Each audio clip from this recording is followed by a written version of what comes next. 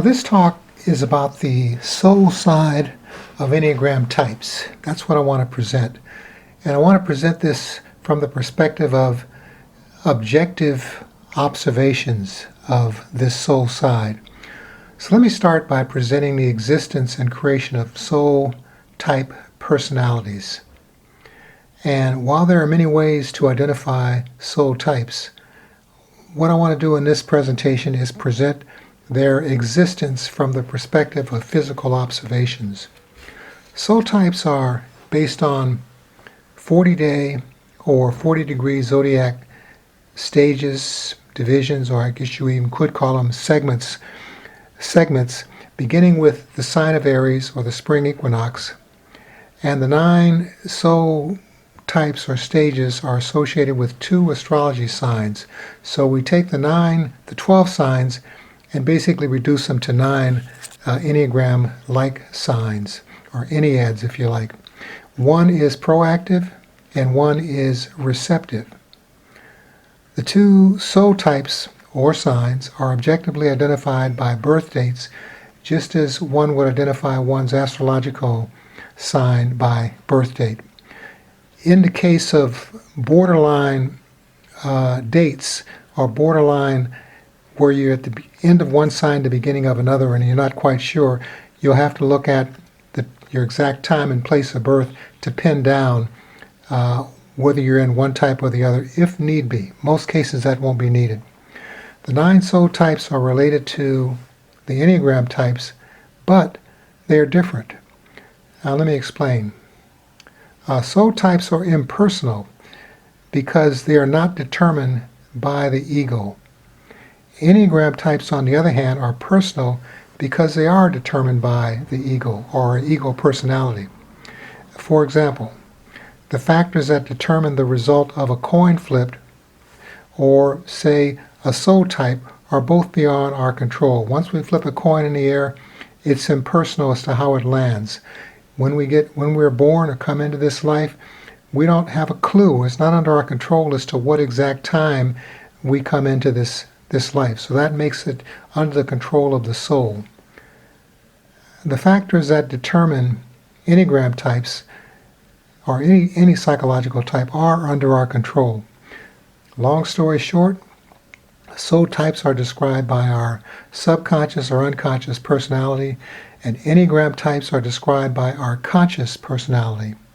Soul types are actually eternal and transcend the lifespan, a human lifespan. They're going on forever, repeating, and have been doing so for millions of years, billions of years, and will continue to do so. Personality types are mortal, and they go away with the physical body. With the end of life, our personality falls by the wayside, but the soul continues. Now, Enneagram types and the zodiac have a certain connection. Since soul types are connected to the zodiac, they can be interpreted as new zodiac type signs. This gives us one soul sign or one stage or one type that corresponds to each Enneagram type. Each soul type is defined by 2 zodiac signs, as I mentioned a little earlier. These signs make up the 2 sides of the soul, which are integrated into one type. And I'm going to interpret them now. So the first 3 types, or the first third of the zodiac, which includes types 1, 2, and 3, are the beginning stage types. They're the types where we place our attention on something. They're the active stages or the active types. Type 1, I'm calling the initiator, integrates the sign of Aries and part of Taurus. It would fall between March 20th up to about May 1st. Not exactly every year, because the movement of the beginning of the of equinox shifts a little bit between March 9th, March 20th, and March 21st. It varies a little bit from year to year.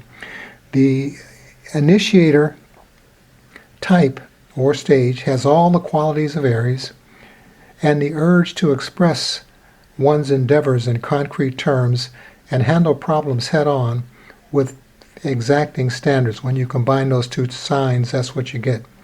Type 2 is called the guide. It integrates Taurus and Gemini. From May 1st to June 11th, the guide represents the qualities of persistence, determination to have an in-depth understanding, and the urge to connect with others and to explain things.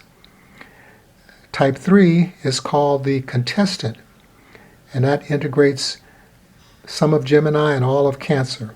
It runs from June 11th to July 23rd. The contestant is a symbol of knowledge and communications. This sign represents individuals that are go-getters and those who express their ideas and achievements with great enthusiasm and confidence. The fourth type is the beginning of the middle stage, and these three middle types, 4, 5, and 6, represent receptiveness. They generally deal with and have an interest in the deeper mind or the unconscious mind. But the first one is the romantic. It integrates all of Leo and part of Virgo.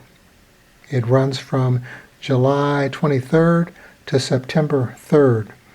The romantic represents the healing arts, inner creativity, psychic aspects of life. Generally speaking, it represents transcendent awareness and the urge to improve the lives of other people. Sometimes it's called a healing type. Type 5 is the innovator. This type integrates Virgo and Libra in equal proportions. It runs from September 3rd to October 14th.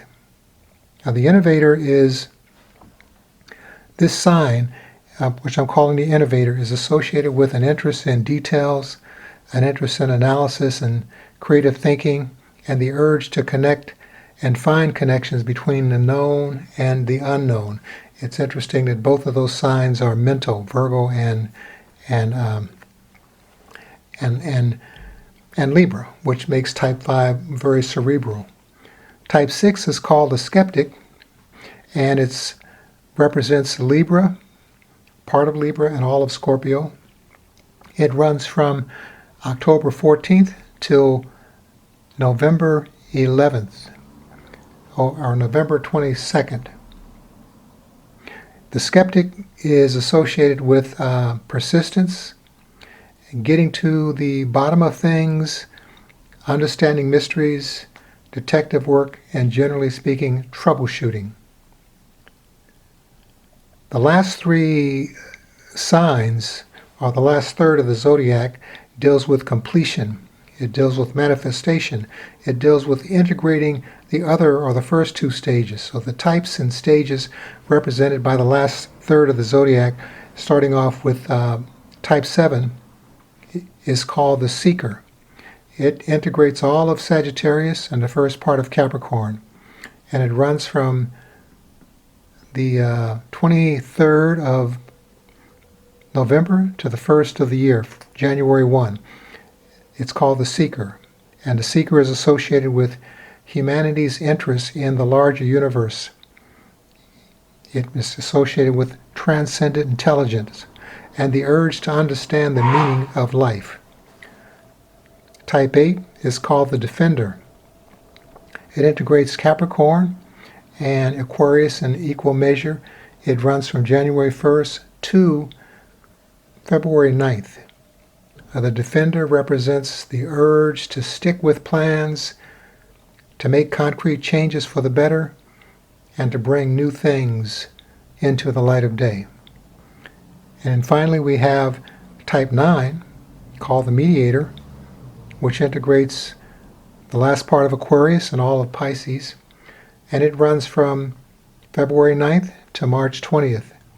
The mediator is associated with the thirst for creating harmony, a thirst for understanding the forces that bind people together, and for settling unresolved conflicts. Now, this presentation concludes what I want to say, and the case hopefully made for the objective existence of the soul side or soul counterpart to Enneagram types. Because this soul side, as I mentioned earlier, is impersonal, whereas Enneagram types are personal. Thank you. Have a good day.